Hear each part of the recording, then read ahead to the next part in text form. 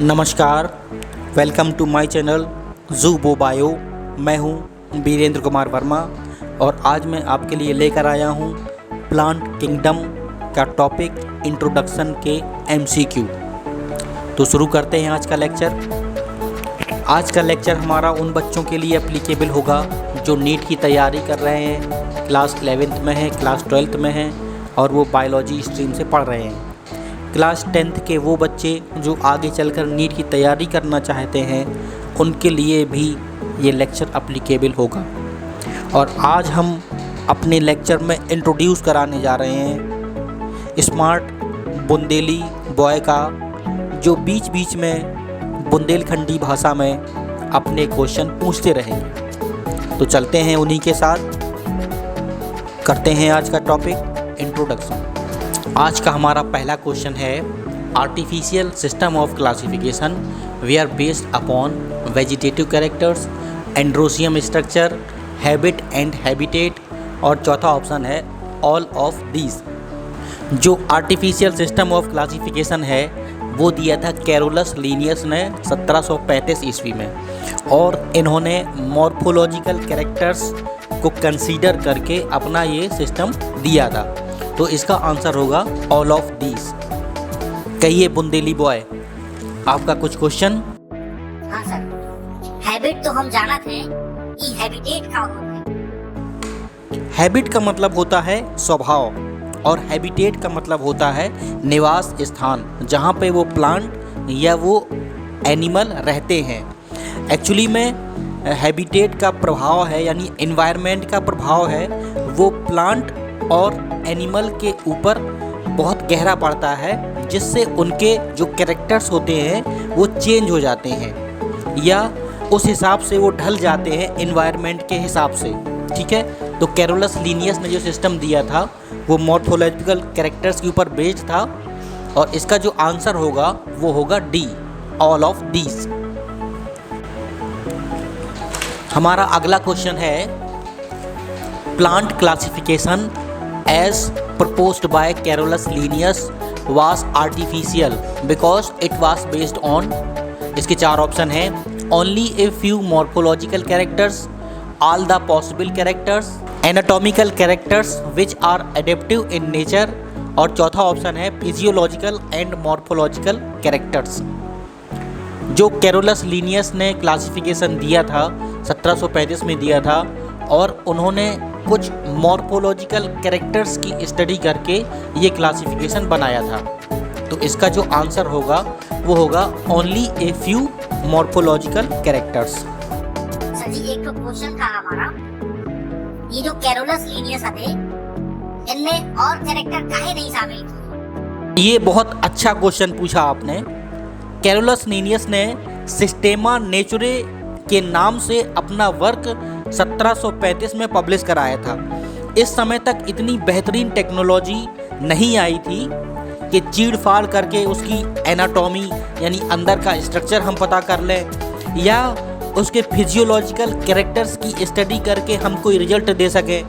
इसलिए जो Carolus Linnaeus थे उन्होंने मॉर्फोलॉजिकल कैरेक्टर्स को ही केवल शामिल किया था, और ये भी बहुत बेस्ट उन्होंने क्लासिफिकेशन दिया था। चलिए नेक्स्ट क्वेश्चन की तरफ बढ़ते हैं। हमारा नेक्स्ट क्वेश्चन है artificial systems gave equal weightage to vegetative and sexual characteristics, this is not acceptable because often, फिर फिल इन दी ब्लैंक्स है, characters are more easily affected by environment. Option दे रखे हैं चार, वेजिटेटिव, सेक्सुअल, एनाटॉमिकल, और चौथा option है physiological. इसका जो आंसर होगा वो होगा option a, vegetative characters are more easily affected by environment. जो आर्टिफिशियल सिस्टम दिया था कैरोलस लीनियस ने, उन्होंने मॉर्फोलॉजिकल कैरेक्टर्स की स्टडी करी थी, और जो इनके मॉर्फोलॉजिकल कैरेक्टर्स या वेजिटेटिव कैरेक्टर्स थे वो एनवायरनमेंट से इफेक्ट हो सकते हैं, ये हम जानते हैं। तो इसका आंसर होगा ए। सर जी, वेजिटेटिव एंड सेक्सुअल कैरेक्टरिस्टिक का होता है? वेजिटेटिव कैरेक्टरिस्टिक्स ऐसे कैरेक्टरिस्टिक है जो रिलेटेड है ग्रोथ से, डेवलपमेंट से और ऑर्गेनिज्म के मेंटेनेंस से, जैसे कि लीफ शेप है, स्टेम का स्ट्रक्चर है, रूट सिस्टम है और ओवरऑल ग्रोथ पैटर्न कैसे हो रही है, ये सब आते हैं वेजिटेटिव कैरेक्टर्स में। इसके अपोजिट सेक्सुअल कैरेक्टरिस्टिक्स क्या होते हैं? ये ऐसे ट्रेट्स होते हैं या ऐसे कैरेक्टर्स होते हैं कि मेल और फीमेल के बीच में सेक्सुअल रिप्रोडक्शन के समय जो ज़रूरत पड़ती है या जो ज़रूरी होते हैं वो कैरेक्टर्स डेवलप होते हैं। These characters play a key role in attracting mates, mating behaviour, fertilisation and ultimately the production offspring. यानी कि ये ऐसे कैरेक्टर होते हैं जो मेन रोल अदा करते हैं कि जो जोड़े होते हैं, मेल और फीमेल होते हैं, वो कैसे बिहेव करें, उनके बीच में फर्टिलाइजेशन कैसे हो और फाइनली वो अपने बच्चों को कैसे जन्म दें। ठीक है, अब आप समझ गए होंगे वेजिटेटिव कैरेक्टर और सेक्सुअल कैरेक्टर क्या क्या होते हैं। हमारा चौथा क्वेश्चन है, each character is given equal importance and at the same time hundreds of characters can be considered in. 4 option दे रखे हैं, साइटोटैक्सोनॉमी, मॉर्फोटैक्सोनॉमी, कीमोटैक्सोनॉमी और चौथा ऑप्शन है न्यूमेरिकल टैक्सोनॉमी। इसका जो आंसर होगा वो होगा न्यूमेरिकल टैक्सोनॉमी। न्यूमेरिकल टैक्सोनॉमी में एक ही समय में हंड्रेड्स ऑफ कैरेक्टर्स की स्टडी करके हम क्लासिफिकेशन करते हैं। इसमें हम कंप्यूटर का भी इस्तेमाल करते हैं, तो इसका आंसर होगा न्यूमेरिकल टैक्सोनॉमी। हाँ तो भाई बोलिए। अरे सर जी, अभी न्यूमेरिकल टैक्सोनॉमी में गिनते हैं क्या कैरेक्टर? एक तरह से गिनते ही हैं। कैरेक्टर्स के बीच में जो सिमिलरिटीज और डिफरेंसेस होते हैं वो एवेल्यूएट किए जाते हैं तथा कंप्यूटर के माध्यम से ऑर्गन या कैरेक्टर के प्रेजेंट होने पर प्लस और एब्सेंट होने पर माइनस साइन दिया जाता है। इस तरह से कंप्यूटर द्वारा एनालिसिस करी जाती है। अब देखिए कीमोटैक्सोनॉमी क्या होती है। कीमोटैक्सोनॉमी असल में टैक्सोनॉमी की एक ब्रांच होती है जिसमें केमिकल कंपोजिशन और मेन रूप से जो स्मॉल मॉलिक्यूल्स होते हैं सेल के अंदर, जैसे लिपिड है, प्रोटीन है, मेटाबोलाइट्स है, उनकी स्टडी करी जाती है। साइटोटैक्सोनॉमी एक तरह से टैक्सोनॉमी की ब्रांच है जो क्लासीफाई करती है ऑर्गेनिज्म को सेलुलर बेस्ड पे, जैसे सेलुलर कैरेक्टरिस्टिक्स है। पार्टिकुलरली ये फोकस होती है क्रोमोसोम के नंबर पे, क्रोमोसोम के स्ट्रक्चर पे और सेल डिवीज़न के समय जो क्रोमोसोम का बिहेवियर होता है उस पर ये मेनली फोकस्ड होती है। अब देख लीजिए मॉर्फोटैक्सोनॉमी क्या होती है।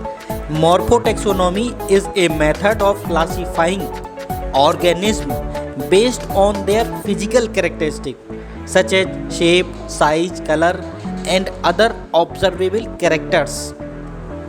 ये मॉर्फोटैक्सोनॉमी सबसे पुरानी, ट्रेडिशनल, परंपरागत और फंडामेंटल अप्रोच है बायोलॉजिकल क्लासिफिकेशन का। तो इसका आंसर होगा आंसर डी।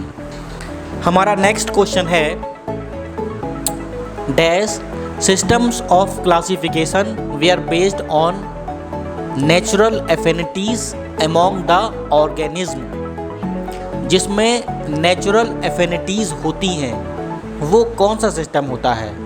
वो होता है नेचुरल सिस्टम ऑफ क्लासिफिकेशन। जो नेचुरल सिस्टम ऑफ क्लासिफिकेशन है वो दिया था George Bentham and Joseph Dalton Hooker ने। ये आए थे 1862 से 1883 के बीच में इन्होंने अपने काम को पब्लिश कराया था और उस पब्लिकेशन का नाम था जेनेरा प्लांटेरम। ये कैरोलस लीनियस के बाद आए थे और इन्होंने बहुत सारे कैरेक्टर्स को इंड्यूस्ड किया था अपने क्लासिफिकेशन में, जैसे anatomical characters, cytological behaviour, cytotaxonomy etcetera. तो इसका जो आंसर होगा वो होगा आंसर बी। सर जी एक तो क्वेश्चन था हमारा, अब ये नेचुरल सिस्टम ऑफ क्लासिफिकेशन की जरूरत काहे पड़ गई? आर्टिफिशियल क्लासिफिकेशन कैरोलस लीनियस के द्वारा कुछ मॉर्फोलॉजिकल कैरेक्टर्स को ध्यान में रखकर किया गया था। ये 1735 में सिस्टेमा नेचुरे में पब्लिश हुआ था। बाद में ये बात निकल कर आई कि जो वेजिटेटिव कैरेक्टर हैं उन पर इन्वायरमेंट का बहुत इफेक्ट पड़ता है, इसलिए विस्तृत अध्ययन के लिए नेचुरल सिस्टम ऑफ क्लासिफिकेशन की ज़रूरत पड़ी। ये George Bentham and Joseph Dalton Hooker के द्वारा 1862 से 1883 के बीच में जेनेरा प्लांटेरम में पब्लिश कराया गया। इन्होंने morphological characters, anatomical characters, cytological characters, physiology, reproduction और ऑन्टोजेनी की स्टडी करके अपना नेचुरल सिस्टम ऑफ क्लासिफिकेशन दिया था। ऑन्टोजेनी क्या होती है? Ontogeny deals with the development of an individual, यानी कि ऑन्टोजेनी में हम स्टडी करते हैं बच्चे की जो पूरी लाइफ साइकिल होती है वो स्टडी करते हैं। फर्टिलाइजेशन से लेकर उसका एम्ब्रियोनिक डेवलपमेंट कैसे होता है, फिर बर्थ के बाद उसकी ग्रोथ कैसे होती है, मैच्योरिटी कैसे आती है, इवन बुढ़ापा कैसे आता है और उसकी डेथ कैसे होती है, इन सारी की स्टडी हम करते हैं ऑन्टोजेनी में।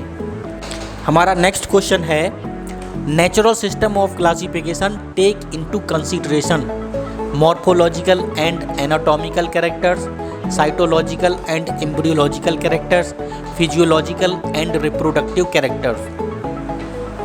जो नेचुरल सिस्टम ऑफ क्लासिफिकेशन है उन्होंने इन सारे कैरेक्टर्स की स्टडी करके अपने क्लासिफिकेशन को बनाया था, इसलिए इसका आंसर होगा आंसर डी। सर जो तो हमें आउट है, इसका उत्तर डी ही होगा। हमारा नेक्स्ट क्वेश्चन है, a system of classification in which a large number of traits are considered is artificial system, phylogenetic system, synthetic system, या चौथा ऑप्शन है नेचुरल सिस्टम। एक ऐसा क्लासिफिकेशन जिसमें लार्ज नंबर ऑफ ट्रेड्स को शामिल किया गया था वो था नेचुरल सिस्टम।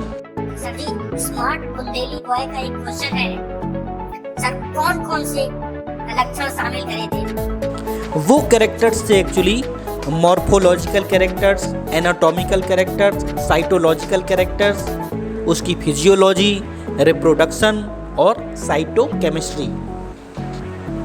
नेक्स्ट क्वेश्चन है हमारा, natural system of classification differs from artificial system in, चार ऑप्शन दे रखे हैं, यानी नेचुरल सिस्टम आर्टिफिशियल से डिफर था किस मामले में?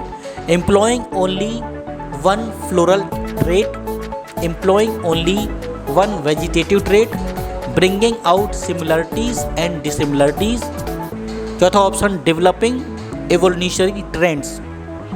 एक्चुअली जो जॉर्ज बेंथम और जोसेफ डाल्टन हुकर हैं उन्होंने नेचुरल सिस्टम ऑफ क्लासिफिकेशन दिया था और उन्होंने बहुत सारे कैरेक्टर्स को शामिल किया था अपने क्लासिफिकेशन में, तो उन्होंने सिमिलरिटीज़ और डिसिमिलरिटीज़ की भी स्टडी करी थी।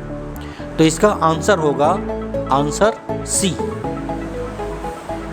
आप सभी से गुजारिश है, प्लीज़ हमारे चैनल को सब्सक्राइब करिए, वीडियो को लाइक करिए, वीडियो को शेयर करिए और हो सके तो वीडियो के ऊपर कमेंट ज़रूर करिएगा। आपको बुंदेली बॉय के क्वेश्चन कैसे लग रहे हैं ये आप कमेंट के माध्यम से हमें बताइएगा। हमारा नेक्स्ट क्वेश्चन है, dash classification system they are based on evolutionary relationship between various organism. चार ऑप्शन दे रखे हैं, natural, artificial, phylogenetic, both a and b. जहाँ पर एवोल्यूशनरी रिलेशनशिप की बात आती है वहाँ पर आंसर होता है phylogenetic. Phylogenetic system of classification based था एवोल्यूशनरी रिलेशनशिप के ऊपर। सर जी हमारा एक क्वेश्चन है, व्हाट इज फाइलोजेनेटिक? बहुत बढ़िया क्वेश्चन है बुंदेली बॉय आपका। Phylogenetic refers to anything related to evolutionary development or diversification of a species or group of organism। Diversification मतलब होती है विविधता या बहुरूपता। एवोल्यूशन डेवलपमेंट में जो भी घटित होता है वो सब आता है फाइलोजेनेटिक सिस्टम्स में।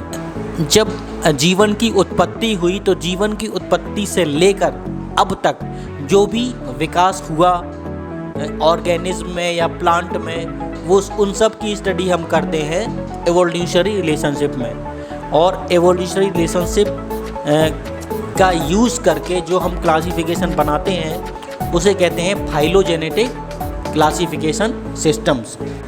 हमारा नेक्स्ट क्वेश्चन है, match column first with column second and select the correct option from the codes given below. इसमें ए है artificial system of classification, b है natural system of classification, c है phylogenetic system of classification. Artificial system of classification दिया था Carolus Linnaeus ने, natural system of classification दिया था George Bentham and Joseph Dalton Hooker ने, phylogenetic system of classification दिया था Adolf Engler and Karl Prantl ने। तो इसका जो आंसर होगा वो होगा ए। जो फाइलोजेनेटिक सिस्टम ऑफ क्लासिफिकेशन आया था वो आया था 1900 ईस्वी में, यानी सबसे लास्ट में आया था फाइलोजेनेटिक सिस्टम ऑफ क्लासिफिकेशन। और सबसे पहला क्लासिफिकेशन था वो था आर्टिफिशियल सिस्टम ऑफ क्लासिफिकेशन, जो कि कैरोलस लीनियस ने दिया था। ये आया था 1735 में। हमारा नेक्स्ट क्वेश्चन है, सेलेक्ट द इनकरेक्ट पेयर। ए है numerical taxonomy all observable characteristics, cytotaxonomy cytological information, कीमोटैक्सोनॉमी chromosome numbers and structure, उसके बाद cladistic taxonomy origin from A common ancestor. ये 4 ऑप्शन दे रखे हैं, आपको आंसर बताना है इनकरेक्ट पेयर कौन सा है। इसका जो आंसर होगा वो होगा ऑप्शन सी, कीमोटैक्सोनॉमी। ये इनकरेक्ट पेयर है। कीमोटैक्सोनॉमी एक्चुअली में प्लांट के केमिकल कंपोजिशन की स्टडी होती है और दूसरे ऑर्गेनिज्म में ये मेन रूप से क्लासीफाई और आइडेंटिफिकेशन का भी ज़रिया होता है कि केमिकल कंपोजिशन से हम पता लगाते हैं। जहाँ पर मॉर्फोलॉजिकल कैरेक्टर्स अपर्याप्त होते हैं फाइलोजेनेटिक एनालिसिस के लिए, वहाँ पर कई सब्सटेंस की स्टडी की जाती है, जैसे कि प्लांट के द्वारा जो एल्किलॉइड बनते हैं वो, मेटाबोलाइट्स बनते हैं वो, और न्यूक्लियोटाइड्स का भी केमिकल कंपोजिशन देखा जाता है। स्टडी के आधार पर वैज्ञानिक केमिकल कंपाउंड की कंपोजिशन का पैटर्न देखते हैं तथा एवोल्यूशनरी रिलेशन से डिसाइड करते हैं। इस तरह से ये क्लासिफिकेशन किया जाता है, जिसे कहते हैं कीमोटैक्सोनॉमी। ये बेसिकली केमिकल कंपोजिशन के ऊपर आधारित है, न कि chromosome number and chromosome structure के ऊपर। अब ये देख लेते हैं क्लैडिस्टिक टैक्सोनॉमी क्या होती है। एक हम फिगर के माध्यम से दिखाएंगे आपको। ये दिया है क्लेडोग्राम। ये एक ऐसा डायग्राम होता है जिसमें हम शो करते हैं कि एवोल्यूशन के थ्रू कैसे कैसे जो ऑर्गेनिज्म में कैरेक्टर्स हैं वो डेवलप होते हैं। इस फिगर को हम बोलते हैं क्लेडोग्राम। हमारा अगला क्वेश्चन है, select the correct statements about numerical taxonomy. Numerical taxonomy के बारे में जो जो करेक्ट स्टेटमेंट है वो बताना है आपको। पहला स्टेटमेंट है, equal importance given to each character based on all observable characters easily carried out using computers only few characters can be considered at the same time. इसका जो पहला ऑप्शन है equal importance giving to each character, ये बिल्कुल सही है। Numerical taxonomy के बारे में based on all observable characters, ये भी न्यूमेरिकल टेक्सोनॉमी के बारे में बिल्कुल सही है। Easily carried out using computers, ये भी न्यूमेरिकल टेक्सोनॉमी के बारे में बिल्कुल सही है। उसके बाद चौथा ऑप्शन है only few characters can be considered at the same time, ये गलत है। तो फर्स्ट, सेकेंड एंड थर्ड, ये ऑप्शन, ये 3 स्टेटमेंट सही है, यानी इसका आंसर होगा आंसर डी। अरे सर जी, अभी कंप्यूटर का है आपने क्लासिफिकेशन में जोड़ दिया। एक्चुअली कंप्यूटर के इस्तेमाल में सैकड़ों ऑब्जर्वेबल कैरेक्टर्स की सिमिलरिटीज़ और डिसिमिलरिटीज़ का अध्ययन हम आसानी से कर लेते हैं। कई ऑर्गन या कैरेक्टर जो प्रेजेंट होते हैं उनके लिए हम प्लस साइन असाइन करते हैं, और जो एब्सेंट होते हैं उनके लिए हम माइनस साइन असाइन करते हैं। इसलिए कंप्यूटर का इस्तेमाल करके हम वो आसानी से कर सकते हैं। समझे बुंदेली बाबू? हमारा नेक्स्ट क्वेश्चन है, which out of the following are included under tracheophyta that is vascular plant. आपको चूज़ करना है इन ग्रुप में कि कौन सा ट्रैकियोफाइटा है या वैस्कुलर प्लांट है, यानी कि जिसमें जाइलम और फ्लोएम प्रेजेंट होता है। टेरिडोफाइट्स, जिम्नोस्पर्म, एंजियोस्पर्म, और चौथा ऑप्शन ऑल ऑफ दीज। इसका जो आंसर होगा वो होगा ऑल ऑफ दीज। अब ये ट्रैकियोफाइटा का होगा। ट्रैकियोफाइटा को वैस्कुलर प्लांट भी कहते हैं, मतलब ऐसे प्लांट जिनमें जाइलम और फ्लोएम प्रेजेंट होते हैं, इन्हें वैस्कुलर प्लांट या ट्रैकियोफाइटा कहते हैं। जाइलम जल का तथा फ्लोएम फूड का संवहन करते हैं। हमारा नेक्स्ट क्वेश्चन है, match column first with column second and select the correct option from the codes given below. Non vascular cryptogams, vascular cryptogams, phanerogams, और कॉलम सेकेंड में दे रखा है gymnosperm, angiosperm, pteridophytes, algae, bryophytes. जो algae और bryophytes हैं वो होंगे non vascular cryptogams. Pteridophytes vascular cryptogams, और फेनरो गेम्स का ऑप्शन आंसर होगा जिम्नोस्पर्म, एंजियोस्पर्म। तो इसका जो आंसर होगा वो होगा आंसर ए। सर जी, ये क्रिप्टो गेम्स और फेनरो गेम्स का होता है। क्रिप्टो गेम्स ऐसे प्लांट होते हैं जिनमें बीज नहीं बनते, जैसे एल्गी, ब्रायोफाइटा, टेरिडोफाइटा। लेकिन जो एल्गी और ब्रायोफाइटा हैं उनमें वैस्कुलर बंडल भी एब्सेंट होते हैं, तो ये तो हो गए non vascular cryptogams.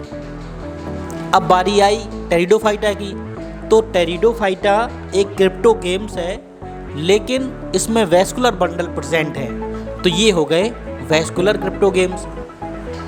फेनरो games ऐसे प्लांट होते हैं जिनमें सीड प्रेजेंट होते हैं, जैसे जिम्नोस्पर्म, एंजियोस्पर्म। जिम्नोस्पर्म में सीड जो होते हैं वो नेकेड होते हैं, यानी नग्न होते हैं, और एंजियोस्पर्म में जो बीज होते हैं वो फल के द्वारा कवर होते हैं। आप सभी से पुनः गुजारिश है, प्लीज़ मेरे वीडियो को लाइक करिए, वीडियो को शेयर करिए, वीडियो के ऊपर कमेंट करिए, और चैनल को सब्सक्राइब ज़रूर करिएगा। Thank you, have a nice day.